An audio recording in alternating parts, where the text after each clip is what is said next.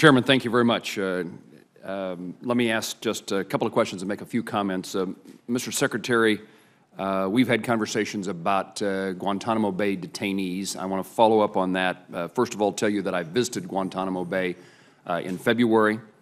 A couple of observations. First of all, I want to make certain that our most senior military leaders are not afterthoughts in the decision-making process that may occur in regard to what happens to detainees at Gitmo. I remain totally opposed to bringing them to the United States, but I have had enough conversations with military officers to believe that there is not adequate consultation with folks who would be fully engaged in, should be fully engaged in the decision, but fully engaged in their detention here in the United States.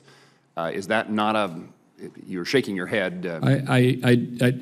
First of all, I thank you very much for visiting them, and I'm incredibly proud of the job they do down there. They're extraordinarily professional, and it's a lousy job in many ways that we give them. So I appreciate your going there, and I'm sure it bucked them up to have you there. The reason that we take such care, I do, and you're talking about uniformed involvement, the chairman, but also the Attorney General and the FBI director and the director of the CIA and the director of national intelligence and everybody in any of these matters that involve transfer to the custody of another country. The reason we take that so seriously is that we want that done in a way that it mitigates the risk of a return, which we saw a lot of in years past. Don't want to see any more of that. But the fundamental thing is that not all of these guys can ever be transferred, in my judgment. So that raises the issue of what are we going to do with these people that I can just tell you, not on my watch, and I'll bet you not on my successor's watch either, is anybody going to transfer these people. So I personally would prefer, and I've said this openly, that we find another place to do it in the United States, and I know that that's something you don't support and others do, but I do believe it would be better to put, and I'd like to have that done before the next president comes along, get this off his or her plate if possible, but the underlying reality, the reason we need a detention facility, an enduring detention facility for these people is that some of them are too dangerous, and there is no way that we're going to, even with an extensive consultations with another country and them giving us all the safeguards and so forth that we receive, that I'm going to say it's safe to transfer them. So we need a facility that keeps on. And Chairman, you may want to add to that if you're welcome to. Mr. Secretary, let me, and then maybe perhaps General Dunford can add. Let me add two other observations from my visit to Guantanamo Bay. One, I learned that Gitmo detainees know of their transfer before members of Congress do. You're required by law to notify Congress, but I'm told that they learn of that potential transfer before we do. And I've introduced legislation with a number of my colleagues to make certain that we not just are notified, but have ability to prevent that transfer. And secondly, a concerning issue that arose in my conversation while at Gitmo is what is happening in circumstances today when a terrorist is captured in Syria, in Afghanistan, in Iraq. I'm told that there are memorandums of agreement in some countries, but not in Syria. We've not had a detainee brought to Gitmo since 2008, and I have a real interest in knowing what's transpiring across the globe when we detain, capture someone, and where are they going. Perhaps that's a conversation for a different setting.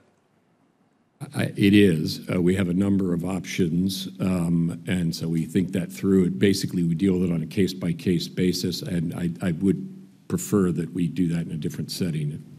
General Dunford, have I excluded you from something you wanted to say?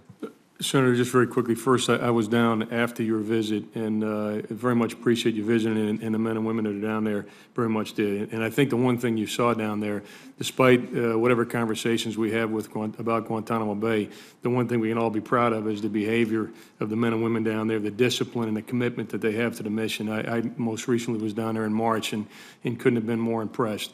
I want to assure you that I have had opportunity to talk about this issue with Secretary Carter and the President on several occasions. occasions. And the point I've made is, number one, we have to have a place to detain people when they're picked up on the battlefield. Number two, there has to be some system that we have to prosecute those that need to be prosecuted. And number three, those that are found guilty, there has to be long-term incarceration available if through the legal system we determine they have to be there. And those three requirements, whether or not we have a facility currently in Guantanamo Bay or in the United States, all have to be adequately addressed. And I think that's the most important military equity. And then, of course, on the mechanics of moving to the United States, the costing and all those kinds of things. Admiral Tidd, who I believe you saw on that visit, he's personally engaged in supporting the administration in the details of moving Guantanamo Bay to the United States, were that to be done. The time of the senator has expired. Thank you to those who serve in Guantanamo Bay. I'm worried that we are downsizing, particularly our ground troops, Marines and Army, beyond what we should be doing.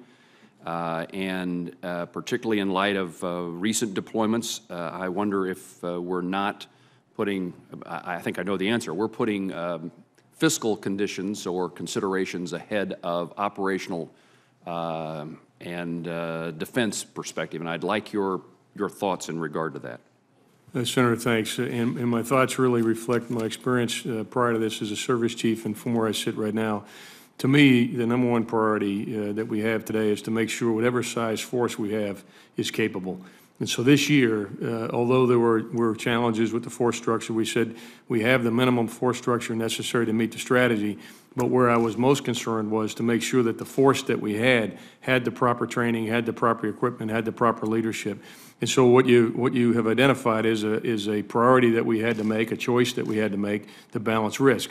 The risk of the size of the force, and again, it can meet our strategy. You'd always want to have more depth, but I would only want to, as a leader, have more depth, meaning more force structure, if I could be assured that that force structure would be properly supported and translated into capability. And I think many of our readiness challenges right now reflect that even with the force structure that we have, we're not providing adequate training, we're not providing adequate equipment and weapons and so forth, and our modernization has fallen behind. So trying to achieve that balance, Senator, is really what this year has been all about. General, am I incorrect in my thinking, which is that in order to have adequate training and preparation, the size of the in strength has to be sufficient because of deployments? You need to be training at the same time soldiers and Marines are being deployed. Therefore, there's a relationship between readiness and in strength. No question, Senator. That's absolutely one of the variables. It's an important variable in our overall readiness equation. Thank you both.